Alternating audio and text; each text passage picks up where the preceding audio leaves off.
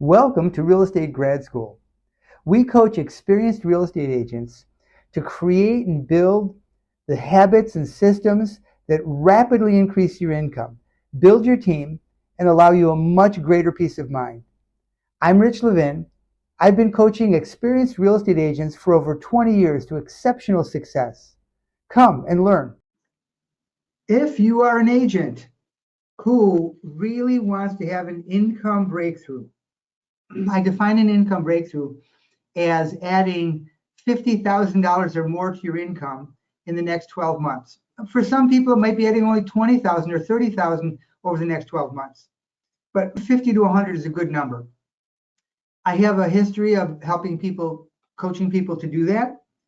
And the work we're doing right now on lead generation is leading directly to that. So if you want to be in that position, that's where we are. Let's go. So we've been talking about this, introduced yesterday, lead generation system and habit. And we said it's a very simple system and habit. Very simple, it really is.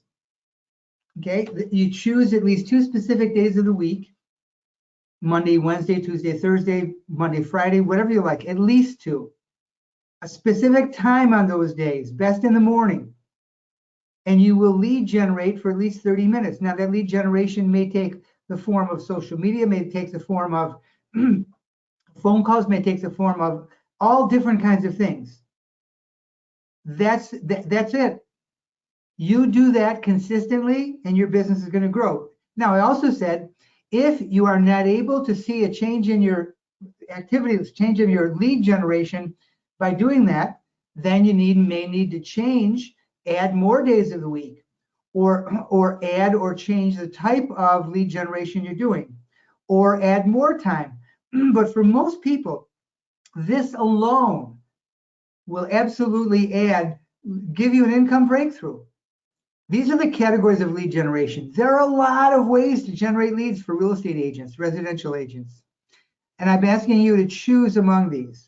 Now, these are categories. Within each category, there are a bunch of different methods of prospecting, of lead generation. So as we go through these, I'm asking you to choose, maybe you'll do these, or yes, for sure you will. You don't need many yeses. Okay, these are the categories. We've gone through them a number of times. I left them on the screen long enough for you to read them or screen capture them. I want to get into the details. So the first one is direct prospecting, phones and doors. Direct prospecting, phone and doors, and choose which one or 2 or 3 of these you absolutely will do, or maybe you'll do. And if you won't do any of them, not even maybe, no problem. There's lots of other ways to generate leads. I think you all should be doing sphere of influence calls, past client calls in particular, calling to see how people are doing, checking in with them. Past client pop-bys, where you actually drop by your past clients' homes and drop off gifts. Small gift, really a token gift.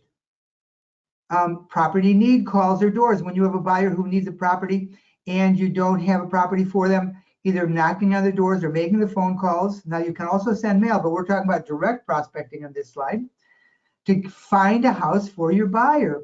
Man, old school, back way before even my time in the 1950s, that's how real estate was done. The buyer, if you had a buyer, you knocked on people's doors to find a house for them. If you knocked on people's doors to see if they wanted to sell their house, then you'd start looking for a house for those people. That's old school, but it still works, and particularly in a market like this where there just aren't enough properties for sale. Circle prospecting, either making calls or knocking on doors around listings and sales. They may not even be your listings and sales. If there's a neighborhood you want to begin to build your business, you can start circle prospecting around other people's listings and sales. Nothing illegal about that. Just don't imply or don't state that that's your listing or sale. And then, of course, the traditional for sale by owner calls and expired calls and doors, door knocking. And then there's driving around. I've mentioned I've got a client or two who does this, just driving, looking for people, mowing their lawn, hanging out in their yard, shoveling the snow in the wintertime, whatever. and just roll another window and say, hey, I sell real estate and I've got a buyer looking in the area. You know, everybody might be thinking selling. And remarkable how often people, agents are finding leads doing that. Not a lot, but as much as many of these, some of these other things. And then I'll always put follow-up calls in black just to differentiate it, because no matter what your type of lead generation, you need to be doing a good job of keeping track of the leads and making your follow-up calls. That was the first category. Second category of lead generation, offline marketing. This is not direct prospecting. Again, choose among these which you will do and which you may do. And again, just like your past client calls, I'd suggest sphere mailings are a bit non-negotiable. So mailing to your sphere of influence, and we've talked many times about what to mail to them. You mail something real estate relevant, we can do that another day. If you're interested in seeing what to mail to them, just email me, Rich at RE Grad School, and I'll do a first 15 on that sooner than later. Could stick it in tomorrow if somebody wants it. Just email me. Sphere texts, the people who you know, your past clients. Mostly Sphere is your past clients. It's also people you know. Most people aren't comfortable just calling people they know and saying, hey, but they are comfortable, they can become comfortable calling their past clients and saying, hey, because you can always say, hey, how's the house? Property need letters, there it is. So you have a buyer who wants property, and the property need letters in the library are particularly successful. Personal notes, literally just, hey, noticed online that you just got a new job, congratulations, as well as having congratulated them on LinkedIn or whatever. Referral rewards, when people send you referrals. As a matter of fact, I got a very, very, very nice chocolate babka, a type of cake, and a chocolate platter from somebody that I referred a buyer's agent to. Geo-farming, geographically farming, excellent way to do business. As I've said many times, some of my top coaching clients are selling hundreds of houses a year geo-farming. But no matter how you're generating your leads, you want to be doing follow-up calls.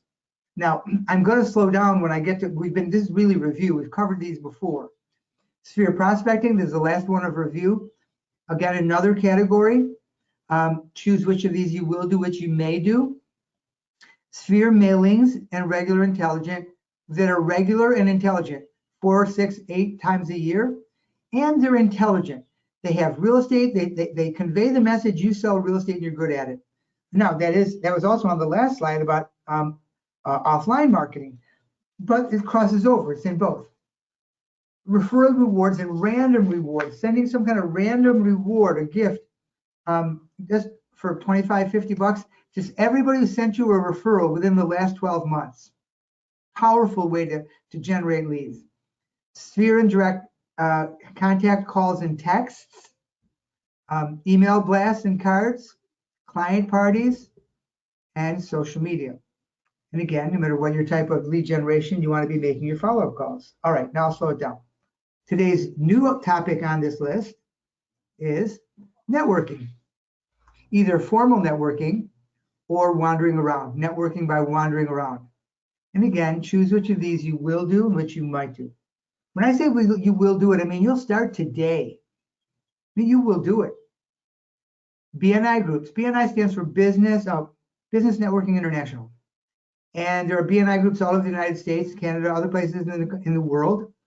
And it's business people. They only allow one category of each, one person of each category in a group. So if you belong in a BNI group, you'll be the only real estate agent in it. There's an insurance person, a contractor, and all different kinds of people.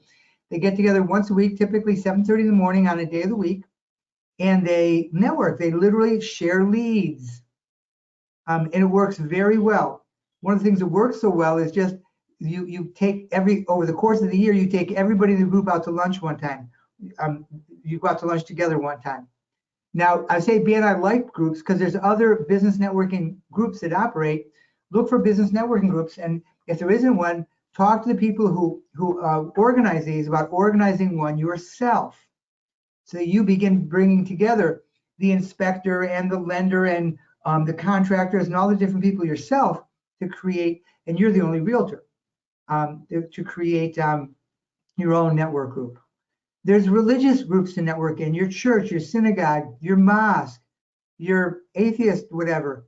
I'm laughing. Sports, being involved in sports, going to the club, going to the sports club, going to the health club regularly, being involved in a running club, a jogging club, a skating club, a cycling club. Causes and interests, cancer research, autism, um, gay lesbian rights, LGBTQ plus groups, whatever you're into, causes or interests where you are meeting people, have some things in common, you want to be there to be with the group, and you get to be known as the agent of choice. Neighbors, just networking in your neighborhood. Gender, women's groups, men's groups, gay groups, lesbian groups, transgender groups, whatever kind of gender groups there are. Women's book club, men's book club, baby and children's groups. I don't mean they are babies and children you're meeting with. I mean, all young parents, young mothers, young fathers, children's play groups, pets, dog walking, dog park, and then just wandering around. In other words, many people, agents do this very well. They just in their natural process of living, they drop in on different stores, they're dropping in on different people, they're hanging out in specific restaurants, clubs, etc. All of that is a great ways to generate business. And of course, the follow-up calls. Today's topic is networking. You want to think about the things, well, let me give you some rules of networking, okay? Not really rules. Your follow-up and the relationships you build are more important than what you do at the event. If you go to a networking event, you getting the names and numbers of people who you think you might be interested in doing business with or in getting referrals from, and then following up the next day and inviting them for coffee and getting to know them better, your follow-up and the relationships you develop. So now think about these groups. Your follow-up and the relationships you develop at whatever gatherings there are more important than what you do at the events. So it's not about being fabulous at the event. Maybe fabulous enough to just meet a few people. Hell, you could just meet the shy people. I met an excellent coaching client. I was at a wedding, and this guy's standing there, and nobody's talking to him. And so I wandered up. I said, "Hey, how do you know bride and groom?" Started talking. Son of a gun, the guy's a real estate agent. He had no idea I was a coach, and he became a client. The likelihood of finding someone buying or selling is much greater than finding a real estate agent. Networking, only choose things to be involved in that are of sincere interest to you. Don't get involved in a group just to fake it and get leads. You want to have a sincere interest. Now, your participation and leadership in the group is good. They're good. But be careful that the reward of the amount of time, amount of business you get is worth the cost of the time you spend.